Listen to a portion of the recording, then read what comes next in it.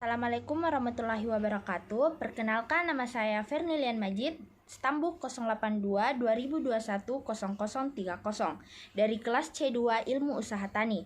Baik, langsung saja di sini saya akan menjelaskan 9 tipe struktur sistem pertanian beserta contohnya. Yang pertama yaitu penggembalan berpindah. Penggembalan berpindah merupakan tipe penggembalan yang dilakukan di mana ternak digiring secara bergilir. Contohnya yaitu di mana terdapat imigrasi secara periodik kawanan hewan. Milik koran lainnya hidup menetap. Kawanan hewan itu berpindah di antara dua daerah yang iklimnya sangatlah berbeda, yaitu pegunungan dan dataran rendah. Umumnya berada di daerah marginal dan tidak perlu memberikan makanan ternak dalam keadaan musim dingin. Yang kedua yaitu perladangan berpindah. Perladangan berpindah merupakan suatu sistem pertanian di mana petak-petak lahan ditinggalkan dan diusahakan untuk waktu sementara. Kemudian ditinggalkan sementara, tanaman berpasca gangguan dibiarkan tumbuh bebas, sementara penggarap berpindah ke petak lain, yaitu contohnya pertanian yang ditanami secara berkala sehingga lahan yang telah ditanami sebelumnya dibiarkan menjadi hutan kembali. Yang ketiga yaitu feodalisme yang ditandai dengan perbedaan kekayaan, pendapatan, kekuasaan, dan martabat. Feodalisme pertanian terjadi apalagi di suatu daerah terdapat banyak kepemilikan. Contohnya lahan sempit dan petani yang tidak memiliki lahan, seperti di Jawa cenderung menimbulkan keadaan persewaan petani yang memiliki lahan luas kemudian disewakan kepada penggarap. Yang keempat yaitu feodalisme persewaan, di mana penggunaan lahan pajak atau kekuasaan ekonomi merupakan dasar bagi para pemilik lahan atau tuan tanah untuk menguasai petani dan mereka yang tidak memiliki lahan. Petani dan orang yang tidak berlahan atau yang tidak mempunyai lahan tidak memiliki pilihan lain untuk mempertahankan hidupnya, sehingga terpaksa menyewa atau membayar yang lebih tinggi. Contohnya yaitu adalah kekayaan untuk disewakan sekaligus memberikan martabat dan kekuasaan karena ketergantungan penyewa juga mencakup kehidupan kepribadiannya dan memaksa penyewa dan patuh dalam keadaan segala hal. Yang kelima yaitu latifundia. Latifundia adalah pemilik lahan yang luar biasa luasnya. Saat ini hanya terdapat di negara-negara Amerika.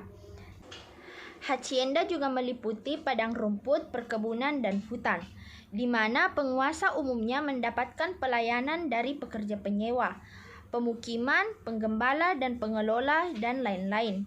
Dan sebaliknya, dia juga menyediakan fasilitas-fasilitas sosial, ekonomi, walaupun dengan standar yang sangat rendah. Yang keenam yaitu pertanian keluarga. Pertanian keluarga adalah hak milik dan hak pakai yang ditandatangani oleh masing-masing keluarga. Pengelola dan pekerjaan dilakukan oleh keluarga yang dimiliki lahan pertanian dan dengan demikian tidak terkait kepada kelompok sosial yang lebih besar. Lahan adalah faktor pemersatu keluarga. Sistem sosial pedesaan sekaligus sebagai landasan kehidupan, faktor produksi, kemakmuran, dan tempat tinggal. Sesuai dengan tradisi, lahan tidak dijual, melainkan dimanfaatkan dan kemudian diwariskan kepada generasi berikutnya. Sebagai tujuan jangka panjang yang berlangsung dari generasi ke generasi, pertanian harus dilakukan sedemikian rupa, sehingga kesuburan tanah dan lingkungan tidak rusak. Contohnya, mereka dapat menanam dengan bebas sesuai dengan musim dan sesuai dengan keinginan mereka, karena lahan yang dimiliki adalah lahan untuk keluarga mereka. Yang ketujuh yaitu pertanian kapitalis.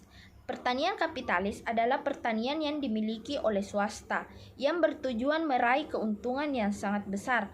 Pertanian ini diterapkan pada sektor besar sehingga harus memiliki sarana dan prasarana tenaga kerja.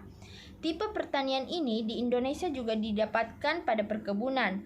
Dampak positifnya yaitu pada pertanian kapitalis adalah mampu menyerap banyak tenaga kerja dan pembangunan teknologi. Dan kemudian dampak negatifnya yaitu karena tujuan utama adalah keuntungan yang sangat besar, petani yang menggunakan teknologi dan bahan kimia dapat merusak ekosistem. Contohnya, banyak perusahaan-perusahaan kelapa sawit yang berada di Indonesia.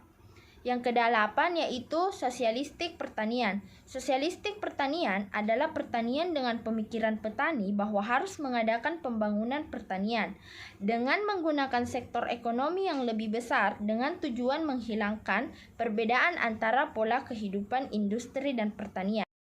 Yang kesembilan yaitu pertanian komunistik adalah pertanian yang dimana semua peraturan pembangunan pertanian diatur oleh pemimpin yang berkuasa pada sistem pertanian ini. Makanya semua sistemnya harus diatur oleh para pemimpin. Mungkin itu saja yang dapat saya sampaikan. Lebih dan kurangnya mohon dimaafkan. Assalamualaikum warahmatullahi wabarakatuh.